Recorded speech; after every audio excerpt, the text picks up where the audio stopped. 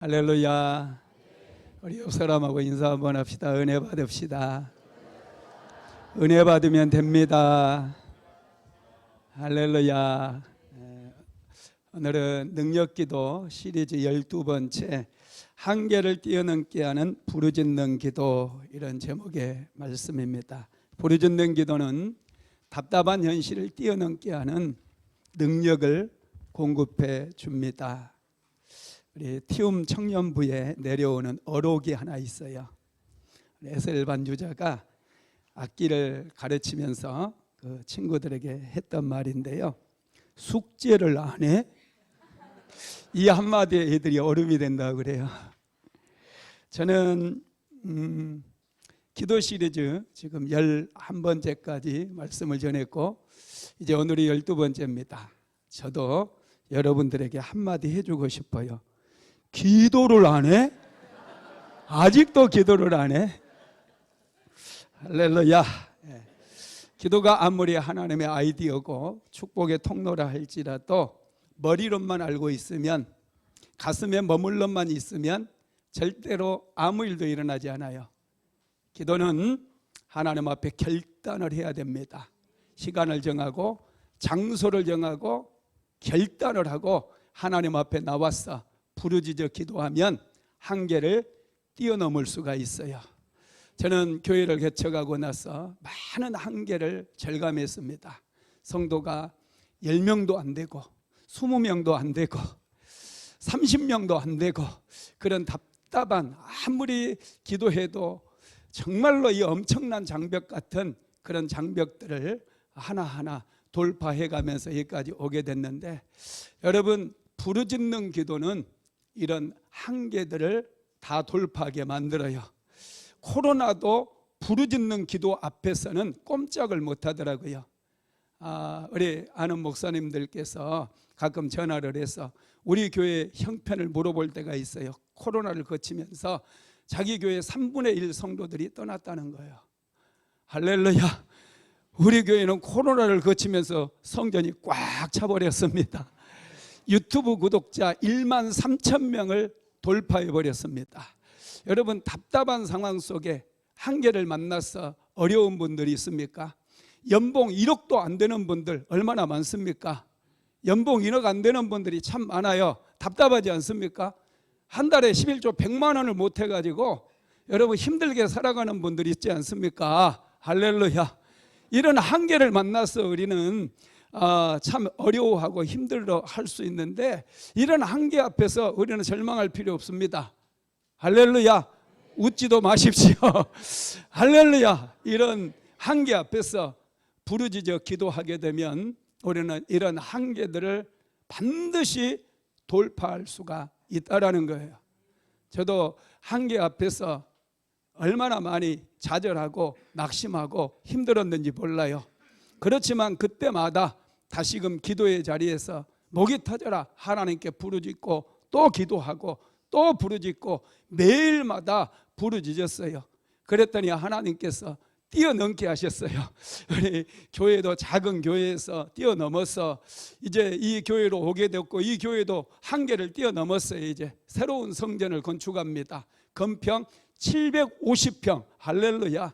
뛰어넘었어요. 또다시 하나님께서 우리에게 뛰어넘을 수 있는 그런 힘도 주시고 능력도 주실 줄로 믿습니다.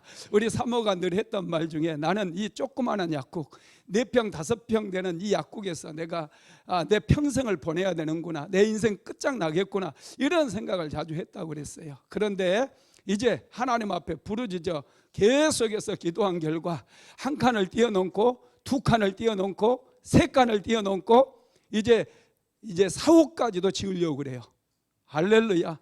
진정주 약국 4호까지도 지으려고 지금 준비를 하고 있다라는 거예요. 여러분, 부르짖어 기도하는 자들마다 다 뛰어넘는 그런 역사가 일어나게 된다라는 것을 믿으시기를 바랍니다. 아프리카 세렝게티 국립공원에 가면은 톰슨 가젤이라고 하는 사슴과 동물들이 있어요. 이 톰슨 가젤은 한번 뛰면 높이를 3m 높이까지 뛰어오를 수 있대요. 그리고 멀리 뛰면은 9m까지 뛰어간다는 거예요. 한 번에 9m 뛰는 사람 있어요, 없어요? 왜 놀라지도 않아? 한 번 뛰면은 높이는 3m, 그리고 멀리는 9m까지 뛰어가요. 그래서 초원에서 사자를 만나면 절대로 잡혀먹히지를 않습니다. 표범을 만나도 얘네들은 절대로 잡힐 일이 없어요. 더 빠르니까, 더 멀리 뛰어버리고 높이 뛰다 보니까 잡힐 일이 없는데, 이들에게는 한계가 있대요. 이 90cm에 땅에서 90cm만 되는 울타리라든지 장애물이 있으면 그들은 더 이상 뛰지를 못하고 잡아먹힌다는 거예요. 그들은 3m를 뛰어넘을 수 있고 9m를 뛸 수 있는 그런 잠재력이 있음에도 불구하고 90cm 울타리 앞에서 그들은 움츠러들고 잡아먹힌다는 거예요. 왜 그러느냐 하면, 돔솔가재는요, 뛸 때 자기 착지 지점이 눈에 보이지 않으면 아예 점프를 하지를 못한다는 거예요. 그래서 잡힌다는 거예요. 저와 여러분도 마찬가지예요. 하나님께서 우리 인생 속에 엄청난 잠재력을 주셨거든요. 여러분, 나이 젊은 분일수록 오늘 용기를 내시고 희망을 가지시기를 바랍니다. 연봉 1억을 꿈꾸지 말고 연봉 10억을 꿈꾸세요. 할렐루야. 지금부터 작정하고 하나님 앞에 엎드려서 부르짖어 기도하게 되기를 주님의 이름으로 축복합니다. 부르짖는 자들에게는 한계를 뛰어넘을 수 있는 능력을 하나님께서 공급해 주시는 거예요. 한계를 뛰어넘는 데는 여러분 엄청난 에너지가 필요해요. 물이 100도씨가 넘어야 돼요. 그래야 100도씨가 넘을 때 드디어 밥도 만들 수 있고 요리도 해서 맛있는 음식을 만들어 먹을 수 있어요. 한계를 뛰어넘는 데는 엄청난 에너지가 필요한데, 우리의 힘으로는, 우리가 가진 에너지로는 이게 도저히 불가능합니다.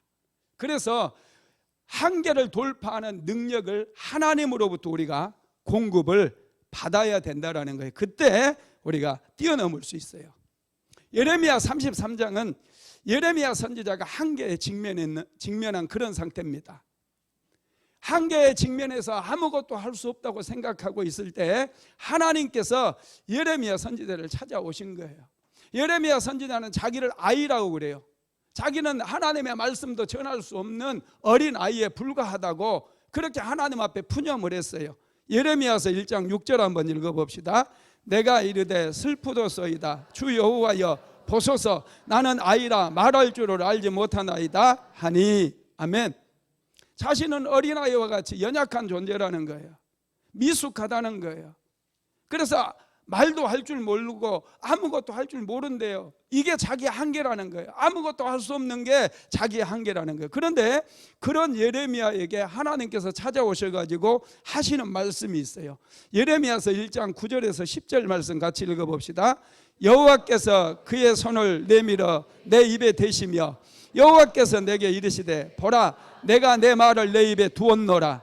보라 내가 오늘 너를 여러 나라와 여러 왕국 위에 세워 내가 그것들을 뽑고 파기하며 파멸하고 넘어뜨리며 건설하고 심게 하였느니라 하시니라. 아멘. 하나님께서 예레미야 선지자의 입술에 하나님의 말씀을 넣어주셨대요.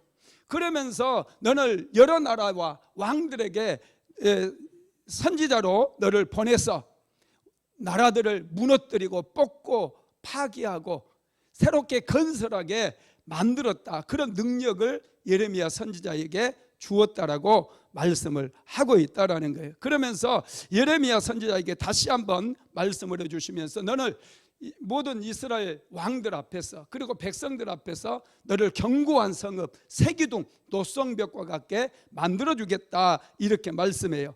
예레미야서 1장 18절로 19절 읽어봅니다.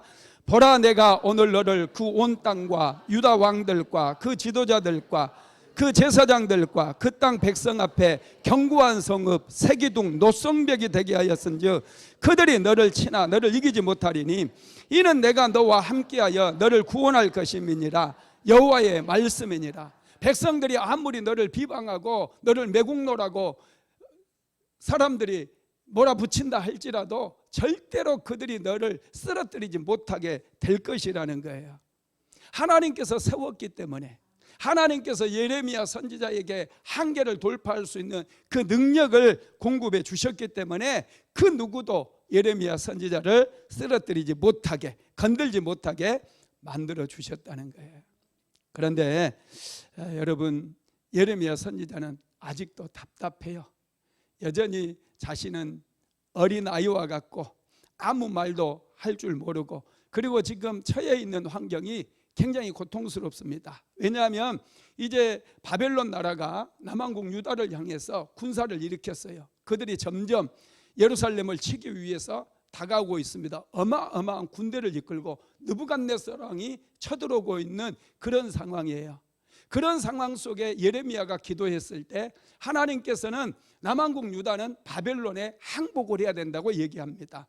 그들과 싸우지 말고, 애굽을 의지하지 말고, 애굽은 너희들을 도와줄 수 없으니 의지하지 말고 오직 내 말을 듣고 너희는 바벨론 나라에 항복해라.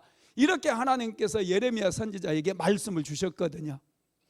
이 말을 왕과 대소 신료들에게 얘기했을 때 왕도 싫어하고 신하들도 너무너무 싫어합니다. 지금 백성들이 똘똘 뭉쳐가지고 일심단결해서 바벨론 나라를 물리쳐야지, 지금 무슨 소리 하냐, 어찌하여 우리가 항복을 하라고 너는 얘기하느냐, 그러면서 예레미야 선지자를 왕실 감옥에 가두어 버렸어요. 이제는 아무것도 할 수 없는 그런 상황이 돼버린 거예요. 감옥에 갇혀가지고 무슨 일을 할 수 있습니까? 백성들에게 지금 바벨론 사람들이 쳐들어오고 있으니 도망가시오, 뭐 이 얘기도 할 수도 없는 거예요. 감옥에 갇혀서 자기의 한계를 깨닫고 예레미야 선지자는 점점 작아지고 낙심할 수밖에 없고 좌절할 수밖에 없는 그런 상황입니다. 그런 상황에 하나님께서 예레미야를 찾아오셔요. 다시 찾아오셔가지고 하나님께서 예레미야에게 하신 말씀이 있어요. 그게 오늘 본문입니다. 예레미야서 33장 3절 말씀 같이 읽어봅시다. 너는 내게 부르짖으라. 내가 내게 응답하겠고 내가 알지 못하는 크고 은밀한 일을 내게 보이리라. 아멘. 답답한 상황이에요. 자기 힘으로는 아무것도 할 수 없는 그런 상황에 감옥에 갇혀 있어요.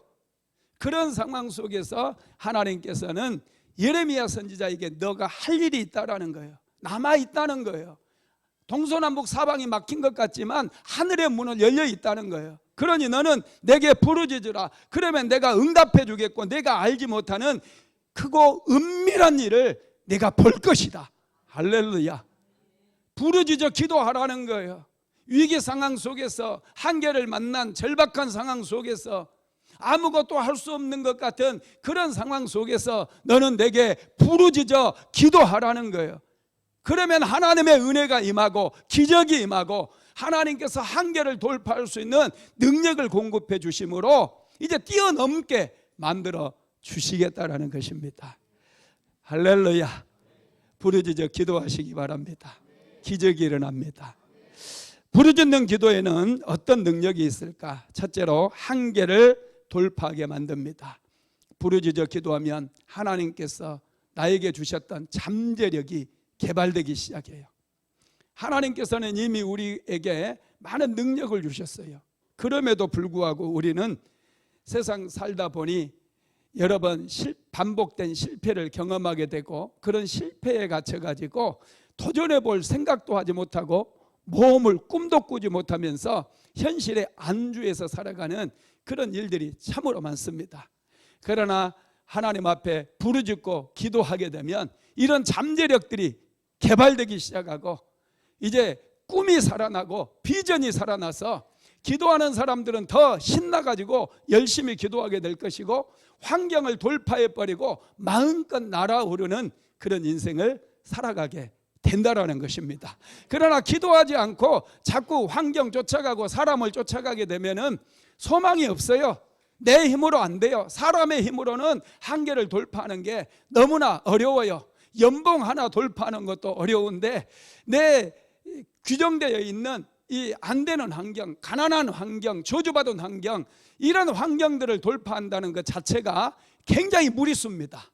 그러나 은혜가 임하면 모든 능력의 근원 되시는 하나님께서 우리에게 은혜를 베풀어 주시면 이런 환경은 얼마든지 뛰어넘고 돌파할 수 있다는 사실을 믿게 되기를 주님의 이름으로 축복합니다. 그래서 여러분 지금 예레미야는 감옥에 갇혀 있는 상황이에요. 남왕국 유다는 풍전등화와 같은 위기 앞에 서 있는 거예요. 바벨론의 느부갓네살왕이 지금 군대를 몰고 오고 있는 그런 상황입니다. 왕에게 항복해야 된다고 했지만은 오히려 왕과 신하들은 예레미야를 감옥에 가두어 버렸어요. 정말로 답답한 그런 상황입니다. 한번 읽어보겠습니다. 예레미야서 33장 1절로 2절입니다. 예레미야가 아직 시대들에 갇혀 있을 때에 여호와의 말씀이 그에게 두 번째로 임하니라. 이르시되 이를 행하는 여호와, 그것을 만들며 성취하시는 여호와, 그의 이름을 여호와라 하는 이가 이같이 이르시도다. 아멘. 하나님께서 예레미야 선지자를 찾아오셨어요. 지금도 시대들에 갇혀 있다는 것은 왕실 감옥에 갇혀 있다라는 말씀입니다. 이때 하나님의 말씀이 예레미야에게 임했어요. 이 일을 행하시는 여호와, 너는 답답해하지 말라는 거예요. 왕이 일을 하는 것도 아니고 신하들이 일을 하는 게 아니고 군사들이 일을 하는 게 아니다. 일을 행하시는 분은 여호와시라는 거예요. 그것을 만들며, 일을 만들며 성취하시는 분도 여호와라는 거예요. 그의 이름을 여호와라는 이가 이같이 이르시도다. 그러면서 너는 내게 부르짖으라. 할렐루야. 내가 내게 응답하겠고 내가 알지도 못하는 크고 은밀한 일을 내게 보여주리라.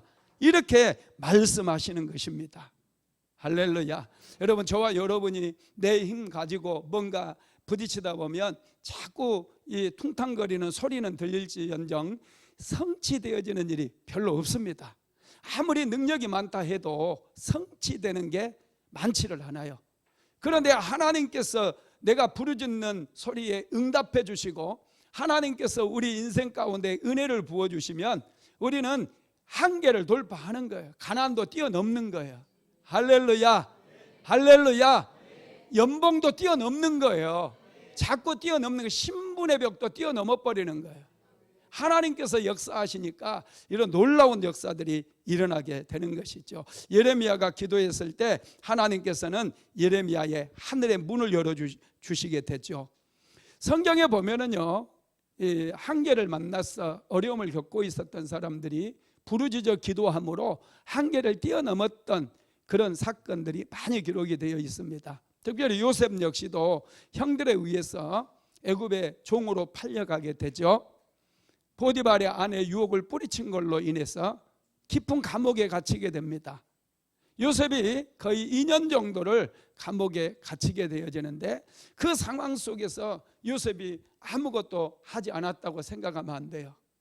그런 답답한 상황 속에서 그는 감옥에서 함께 하시는 하나님의 이름을 부르면서 부르짖어 기도했다는 거죠. 그때 하나님께서 바로 왕의 7년 풍년의 꿈과 7년 흉년의 꿈을 준비하시고 하나님께서 마침내 요셉의 기도를 통해서 요셉이 감옥을 뛰어넘게 만들고 애굽의 국무총리로 높아지는 그런 축복을 내려주셨다라는 거예요. 여러분, 감옥은 갇혀있는 곳이잖아요. 외로운 곳이잖아요. 그런데 이런 감옥을 하나님의 은혜로 뛰어넘게 만들었어요. 다윗 역시도 사울왕의 칼날을 피해서 동굴로 도망을 다닙니다. 사막을 떠돌면서 계속해서 사울왕의 군사를 피해서 이 동굴로 저 동굴로 광야를 여러분 도망다니는 그런 삶을 살았어요. 그때 여러분 이 광야를 통과하면서 다윗이 지었던 시편이 142편입니다. 142편 1절에서 4절 한번 읽어볼까요? 내가 소리내어 여호와께 부르짖으며 소리내어 여호와께 간구하는도다. 내가 내 원통함을 그의 앞에 토로하며 내 우환을 그의 앞에 진술하는도다. 내 영혼이 내 속에서 상할 때에도 주께서 내 길을 아셨나이다. 내가 가는 길에 그들이 나를 잡으려고 올무를 숨겼나이다. 오른쪽을 살펴보소서. 나를 아는 이도 없고 나의 피난처도 없고 내 영혼을 돌보는 이도 없나이다. 아멘. 다윗은 굉장히 어려움을 겪고 있고 외로움을 겪었고 고난을 겪었어요. 그런 상황 속에서 낙심하고 좌절해 버렸다면 다윗은 그런 환경에 위축되어서 사로 먹혀버려서 아무것도 할 수 없었을 겁니다. 동서남북 사방이 막혀있는 그런 상황 속에서 다윗은 여호와께 부르짖으며 소리내어 여호와께 간구하는도다 이렇게 말하잖아요. 하나님 앞에 부르짖어서 소리를 내서 하나님 앞에 은혜를 베풀어 달라고 기도했다는 거예요. 기도했을 때 다윗은 광야를 뛰어넘었어요. 사막을 뛰어넘었어요. 그의 연약함을 뛰어넘어 버렸어요. 사울의 군대를 뛰어넘었어요. 골리앗을 뛰어넘었어요. 블레셋도 뛰어넘었어요. 아멘도 안 하시고 아멘도 막 뛰어넘어야 돼요. 할렐루야. 하마터면 숨 넘어갈 뻔했네. 아멘을 해줘야 박자가 맞지. 할렐루야. 다윗은 여러분 그 처절한 상황 속에서 하나님께 부르짖어 기도했다는 거예요. 아무리 우리 연약해도 배움이 짧고 능력이 없어도 하나님 앞에 부르짖는 그 방법만 아는 사람 안다면 우리는 절대로 망하지 않아요. 하나님 앞에 부르짖어 기도할 수 있으면 그 사람은 어떤 신분이라도 어떤 환경이라도 다 돌파하고 뛰어넘을 수 있다는 것을 믿게 되기를 주님의 이름으로 축복합니다. 로저 베니스터라고 하는 옥스퍼드의 의대생이 있었어요. 이분이 육상도 잘했어요. 공부도 잘했는데 운동도 잘했어요. 이분이 올림픽에 나가서 1600m 금메달을 따고 싶었는데 나가지 못하게 됐어요. 그래서 이분이 목표를 한 가지를 세웁니다. 내가 1600m 신기록, 그때 당시에 마의 벽이 있었는데 1600m에는 벽이 하나가 있었는데 4분벽을 깨지를 못하는 거예요. 1800년도에 1864년도 세계 신기록이 4분 50초였대요. 그리고 이 기록이 1923년에 4분 10초까지 이제 당겨지기는 하거든요. 그리고 22년 동안 더 이상 이 기록이 깨지지를 않았어요. 사람들은 4분대 벽을 깬다라고 하는 것은 도저히 인간의 능력으로는 불가능하다 그랬어요. 만약에 4분대 벽을 돌파한다면 그 사람은 심장이 파열되고 허파도 파열돼 가지고 죽을 거다 그렇게 얘기한 거예요. 그런데 로저 베니스터가 자기가 4분대 벽을 깨겠다고 그랬거든요. 그때 당시에 최고 1600m 최고 선수가 누구였냐면 존 랜슨이라고 하는 사람이었거든요. 존 랜디라고 하는 사람이었는데 이분도 4분대의 벽을 깨기 위해서 3번이나 도전했는데 4분대 벽을 깨지를 못했습니다. 그리고 하는 말이 도저히 4분대 벽을 깰 수 없다 그런 얘기를 했어요. 그런데 이 의대생이 4분대 벽을 깨겠다고 나선 거예요. 그리고 정말로 이분이 이제 자기 신체를 잘 준비해 가지고 4분대 벽을 깨기 위해서 도전을 하는 거예요. 심장이 터지고 폐가 파열돼서 죽을 거다. 사람들이 그러는데 한번 도전해 본 거예요. 그래서 1600m를 그냥 100m 뛰듯이 뛰어버렸어요. 마침내 심장이 파열되고 허파도 파열되고 죽었을까요?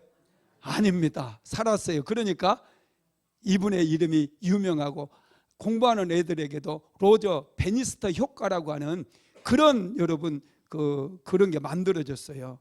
로저 베니스터는 3분 59초에 1600m를 주파해 버렸어요.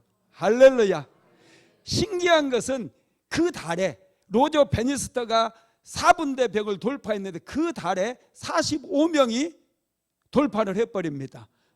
존 랜디도 그 해에 45일 만에 4분대 벽을 돌파를 해버렸어요. 지금은요 고등학생들도 돌파를 해버린대요.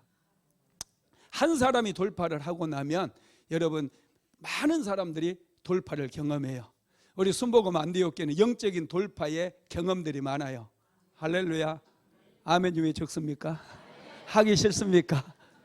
박 목사를 비롯해서 우리 진사모 또 주변에 열심히 그동안 기도했던 사람들 한계를 돌파했어요. 그래서 연봉의 크기가 어마어마하게 커졌어요. 다른 사람들을 도와주는 그런 지경까지 확장이 됐어요. 지난주에도 안산고등학교 5천만 원 기부를 하고 왔습니다. 할렐루야. 안산고등학교가 한계를 돌파를 했더라고요. 안산에서 제일 공부 못하고 제일 꾸진 고등학교였는데 평균화가 되면서 이 고등학교에서 드디어 서울대학을 보내기 시작해요. 2년에 한 번꼴은 꼭 서울대학을 보내는 그런 학교로 변화가 돼버렸어요. 교장 선생님 만나봤는데 88년부터 교장을 했다는데 자신만만해요. 선생님들이 똘똘 뭉쳐가지고 열심히 학생들을 가르치더라고요. 그래서 맨날 이 저급 학교에서 이제 대단한 학교로 만들어버린 거죠. 할렐루야. 여러분, 우리는 자꾸 담장 밖으로 좀 뻗어나가야 돼요. 한계를 돌파하는 자들이 담장 밖으로 뻗어나가는 거예요. 자신감이 있는 거예요. 나 혼자만 잘 먹고 잘 사는 게 아니라 다른 사람, 주변에 있는 사람들을 돌아보고 좀 도울 수 있고, 할렐루야. 네, 그렇게 좀 해야지. 숨 막혀 죽겠네 진짜. 아멘도 안 하니까. 할렐루야. 할렐루야. 예, 하여튼 연습 좀 하고 해야 되겠어요. 우리는 뛰어넘어야 돼요. 자꾸 여러분 부르짖어 기도해서 한계를 좀 뛰어넘어야 우리가 할 얘기도 많지 않겠습니까? 하나님 앞에서도 하나님께서 그렇게 많은 잠재력을 주셨는데 우리가 그 잠재력을 다 갉아먹어버리고 하나도 사용하지 못했다고 한다면 이건 부끄러운 일이거든요. 하나님께서는 우리가 한계를 뛰어넘기를 원한다라는 거 믿으시기를 바랍니다. 하나님께서는 예레미야 선지자에게 너는 내게 부르짖으라 말씀하시면서 내가 내게 응답해 주겠다고 그래서 지금 답답해요. 왕도 자기 말 안 들어요. 신하들도 매국노라고 그러면서 어떻게 그런 말을 입 밖에 낼 수 있느냐.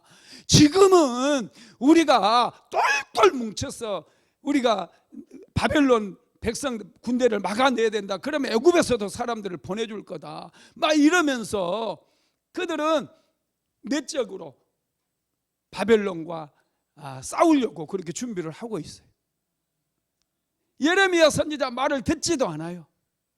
그런 상황 속에서 예레미야는 하나님께서 말씀하셨기 때문에 남한국 유다가 반드시 망하고 남한국 유다 백성들이 포로로 끌려가게 돼서 엄청난 고난을 당할 것을 다 알고 있다는 거예요.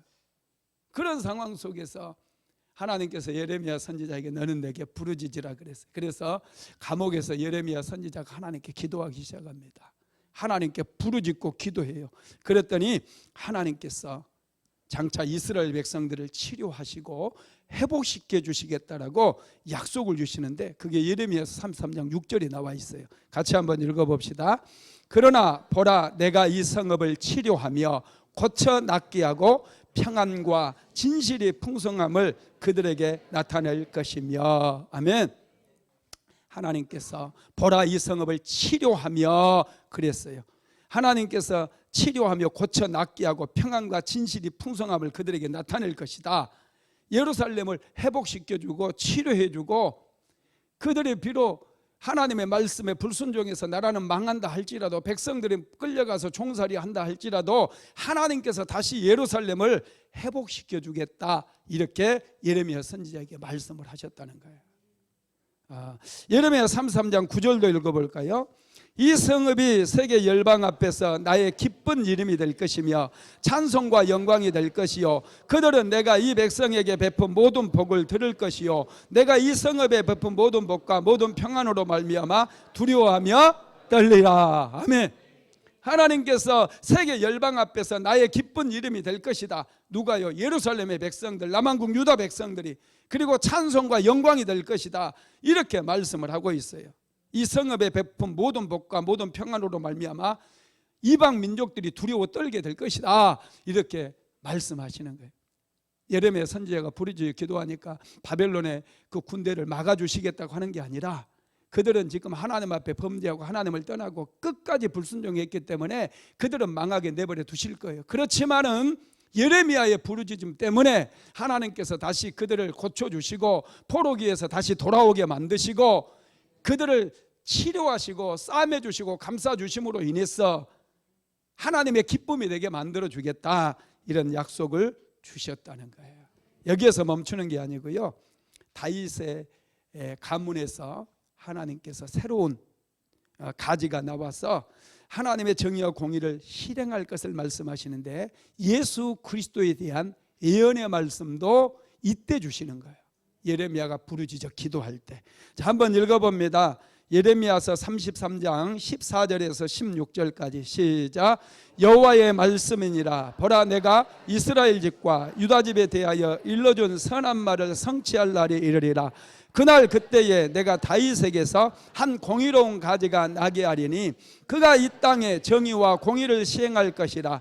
그날에 유다가 구원을 받겠고 예루살렘이 안전히 살 것이며 이 성은 여호와는 우리의 의라는 이름을 얻으리라. 아멘. 예수 그리스도의 비밀을 예레미야 선지자가 부르짖어 기도할 때 하나님께서 주셨다는 거예요. 여러분, 놀랍지 않습니까? 기도하다 보면 크고 은밀한 일도 하나님께서 우리에게 보여주셔요. 지금은 4차 산업혁명 시대라고 얘기합니다. 지금은 지식혁명 시대라고 얘기해요. 창의적인 아이디어 하나면 우리는 얼마든지 어마어마한 부가가치를 창출할 수 있는 그런 시대에 살고 있어요. 여러분, 하나님 앞에 부르짖어 기도하게 되면 하나님께서 은밀한 일들을 보여주신다는 사실을 믿게 되기를 바랍니다. 그래서 부르짖어 기도하는 사람들이 한계를 뛰어넘는 거예요. 한계를 돌파하는 거예요. 세계 최고의 부자였던 존 록펠러가 사업을 처음 시작할 때에 게임에 빠져가지고 폐광이 돼버린 금광을 하나를 인수하게 됩니다. 있는 돈 없는 돈 다 끌어모아서 그 금광을 인수를 했어요. 그리고 이제 광부들을 모아가지고 광산을 개발해 나갑니다. 처음에는 금이 좀 솔솔 나왔어요. 얼마 가지 않아서 금맥이 딱 끊어져 버립니다. 아무리 금맥을 찾기 위해서 산을 파고 굴을 파고 애를 써봤지만 더 이상 금이 나오지 않아요. 엄청난 손해를 볼 수밖에 없었고, 화가 난 광부들이 막 매일마다 록펠러에게 몰려와가지고 체불된 임금을 내놓으라고 소리를 지르고 위협하고 협박하는 그런 상황을 만난 거예요. 정말 기가 막힌 상황이잖아요. 더 파야 될지 아니면 여기서 포기하고 이제 마무리를 해야 될지 도저히 알 수 없는 그런 상황. 끝내버리면 완전히 자기는 파산이 되고 노숙자가 될 수밖에 없는 그런 상황인 거예요.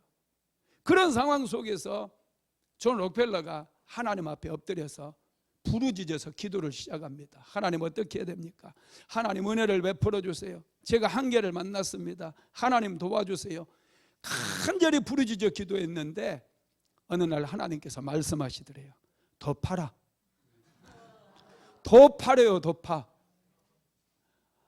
이게 더 판다는 거, 이거 듣기 싫은 얘기거든요. 여러분들도 한계를 만났는데 이제 더 이상 금맥이 안 나온다고 전문가들이 얘기하고 그러는데 더 팔 수 있습니까? 이거 진짜 힘든 일이에요. 그래서 다시 기도해요. 하나님, 정말 봐야 됩니까? 하나님, 어떻게 해야 됩니까? 하나님 도와주세요. 하나님 도와주세요. 그랬더니 하나님께서 또 말씀하시대. 내가 시키는 대로 하라니까. 그래서 이제 또다시 은행에 찾아가가지고 또 담보로 잡힐 거 다 잡혀가지고 돈을 이제 또 모아가지고 투자도 또 받아가지고 이제 종업원들 다시 부르고 광부들 불러가지고 다시 파내려가기 시작했어요. 그런데 조금 더 팠더니 갑자기 까만 물줄기가 팍 터져 나온 거예요. 금이 나온 게 아니라 석유가 나와버렸어요. 그때부터 여러분, 이 존 록펠러가 석유 왕이 돼버립니다. 석유 회사 차려가지고 어마어마한 돈을 벌게 되었고요. 미국 최고의 부자가 되었다는 거예요. 록펠러가 금을 기대했지 무슨 석유를 기대했겠습니까? 여러분, 이 은밀한 일이 이게. 록펠러는 금이 나올 걸로 생각했는데 하나님은 그곳에 유전을 숨겨놓은 거예요. 그래서 자신이 있으니까 더 파라고 말씀하신 거예요. 저와 여러분도 하나님의 음성을 듣고 더 파야 돼요. 부르짖어 기도해야 돼요. 아무리 척박한 땅이고 내가 가진 게 없고 배운 거 없고 내가 아무것도 할 수 없는 그런 형편이라 할지라도 하나님께 부르짖어 기도하면 크고 은밀한 일을 하나님께서 보여주신다는 거예요. 여러분, 그래서 기도가 해답입니까? 해답입니다. 그래서 아직도 기도를 안 해? 아직도 기도를 안 한다고? 할렐루야. 여러분, 기도하는 사람은 절대로 망하지 않아요. 기도하는 국가는 망하지 않습니다. 하나님 오늘도 우리가 알지 못하는 크고 비밀한 일들을 우리를 위해서 숨겨두신 거예요. 기도하는 자들, 부르짖어 기도하는 자들의 눈에는 눈이 열려서 보이는 역사가 일어나게 됩니다. 세 번째로 부르짖는 기도는 천사들 움직이게 만들어요. 기도는 하늘의 비밀입니다. 하나님의 아이디어, 갓 아이디어입니다. 하나님께서는 우리가 부르짖어 기도할 때 은밀한 일을 보게 하셔요. 다니엘이 죽음의 위기를 만났어요. 느부갓네살 왕이 꿈을 꾸고 나서 바벨론 나라의 모든 지혜자들과 술객들을 불러 모아가지고 내가 어젯밤 꿈을 꿨거든. 그 꿈을 알아맞혀. 그리고 그 꿈을 해석해. 만약에 너희들이 내 꿈을 못 알아맞추고 해석 못하면 다 죽어. 이렇게 얘기한 거예요. 아, 세상에, 어젯밤에 목사님이 꿈 맞추라고 하면 여러분들이 알겠어요? 또 목사님은 좀 더 이제 기도도 많이 하고 신령한 분이니까, 목사님 어젯밤에 내가 꿈을 꿨거든요. 그거 한번 맞춰보세요. 무슨 내가, 어우, 나한테 절대 그런 부탁하지 마세요. 아니, 세상에 왕이면 다야. 어떻게 아무리 지혜자들이고 아무리 이제 그 술사를 행하는 사람이라 할지라도 어떻게 어젯밤에 왕이 꾼 꿈을 맞출 수 있어요? 어떻게 그 꿈을 해석할 수 있어요? 할 수 없다고 그러거든요. 그러니까 이런 거짓말, 이런 사기꾼들 그러면서 시위대장을 불러가지고 다 죽이라고 그랬어요. 그래서 각 나라에서 데려온 지혜자들, 박사들, 공부하는 사람들을 다 죽이려고 지금 시위대장이 나간 거예요. 다니엘도 잡히면 바로 죽은대요. 그 얘기를 다니엘이 듣고 먼저 찾아갑니다. 시위대장을 찾아가가지고 조금만 시간을 다오. 내가 기도해서 왕의 꿈과 그 해석을 왕에게 보여주겠다. 그렇게 얘기하고 다니엘이 이제 하나님 앞에 부르짖고 기도하기 시작해요. 하나님께 기도했더니 하나님께서 다니엘에게 느부갓네살 왕의 꿈을 동영상으로 쫙 보여주시는 거예요. 동영상으로. 와, 하나님은 이런 능력이 있을까요, 없을까요? 하나님의 능력이 있습니다. 꿈과 그 해석까지 전부 알 수 있도록 하나님께서 은혜를 베풀어 주셨다는 거예요. 여러분, 그렇습니다. 하나님께서는 다니엘이 기도할 때 천사도 보내주셔요. 하나님께서는 다니엘이 기도할 때 은밀한 일을 보게 하셨을 뿐만 아니라 왕의 꿈도 보게 하셨고, 또 천사를 보내가지고 대적으로부터 지켜주고 사자의 입도 막아버리는 그런 일들을 하게 만들었다는 거예요. 그러니 한계를 만났다고 여러분 너무 슬퍼하지 마시고 낙심하지 마시고, 동서남북 사방으로 내가 우겨쌈을 당했다 할지라도 하늘의 문은 열려 있다는 것을 항상 기억하시고, 너는 내게 부르짖으라. 내가 내게 응답하겠고 내가 알지도 못하는 크고 은밀한 일을 내게 보여주리라. 이 말씀을 붙잡게 되기를 주님의 이름으로 축복합니다. 네 번째로 부르짖는 기도는 하늘 보좌 앞으로 우리를 인도해 줍니다. 예레미야는 지금 감옥에 갇혀 있어요.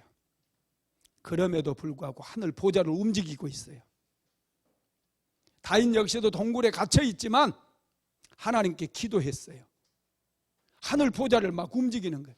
다니엘 역시 사자굴에 들어가잖아요. 부르짖어 기도하니 사자가 애완견처럼 다니엘을 핥아주는 거야. 오우, 혀가 나올 뻔했네. 하나님께서 여러분 부르짖는 기도에 응답해 주시고 하늘 보좌가 움직인다는 것을 우리는 기억해야 돼요. 특별히 출애굽기 17장에 보면은 아말렉과 이제 출애굽한 이스라엘 백성들 사이에 전쟁이 벌어져요. 그때 모세는 산꼭대기에 올라가서 기도하잖아요.